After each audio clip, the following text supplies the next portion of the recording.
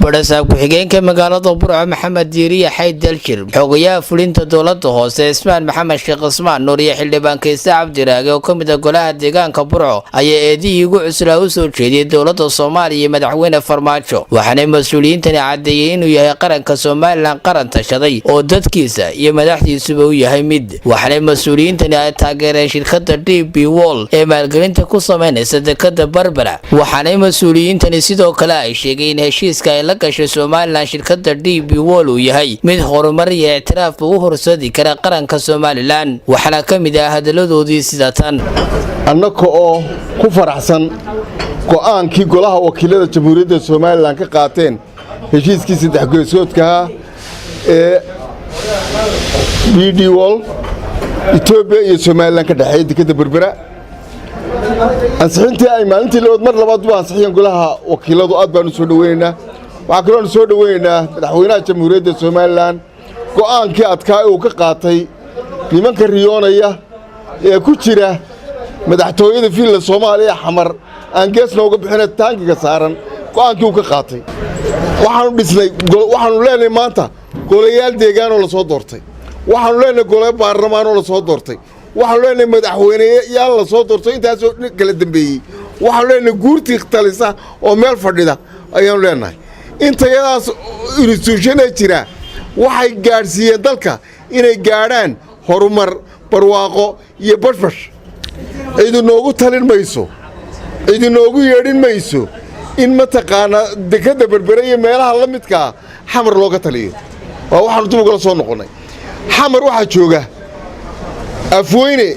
oo ah horarkii u dambeeyay dalkan ku xoroobay inanku adeerka u ahaa oo asla tuuta gashay nimkaas oo aragteen tuutu gashay tuutaas wuxuu gashay in dibtii ku dhacday adeerkii inuu u aaro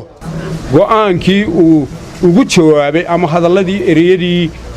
ku haboonaa uu ugu jawaabay nimanka ka soo qaylanaya xamar ee dal aanay shaqo ku lahayn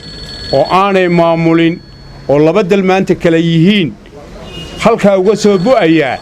go'aankii uu ugu jawaabay ee adkaa ee ku munaasibka ahaa madaxweynaha jamhuuriyadda Soomaaliland mudane Muuse Biixi Cabdi waxaan kaloo halkan isagana ka soo dhaweynaynaa u hambalyeynaa golaha baarlamaanka jamhuuriyadda Soomaaliland gacantaagii ay iyaguna ku meel mariyeen codka aqlabiyadda ah ay iyaguna ku ansixiyeen heshiiska saddex geesoodka laba dawladood oo maanta jaara oo walaaltinimo iyo jaarnimo ka dhaxayso Soomaaliland 1960 bay xornimadeedii ay ula soo noqotay xornimadeedii ay ku dartay koonfur ee ay ku darsatay waxay dib uga soo noqotay 19 markii Burco bartan lagaga dhawaaqay oo ah goobtii Burco lagaga dhawaaqay marka waxa weeye laba dawladood oo laba gumaysta berigii horena kala xukumi jireen baynu kala nahay koonfurta Soomaaliya Talyaani baa xukumi jiray waqooyiga Soomaaliland Ingiriis baa xukumi jiray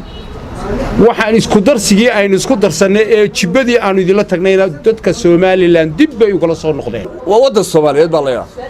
waxa weeyaan maanta Ethiopia waxa ku nool intaasoo kun oo Soomaaliya haddii ay maanta ay xiriirkeeda iyo ganacsigeeda ay Soomaaliland la yeelatay waxa weeyaan kuwa ka xumay waa qaar haddii ba ku rooyahay maanta Ethiopia oo ayaga gudahooda xabadda kuwa kaara ugu yeedhanaya annagu waxaan ugu yeedhanay inaanu ka faa'iideysano ummadeeda uga faa'iideyno Cabdillaahi Xudayfi Ariel TV Burco.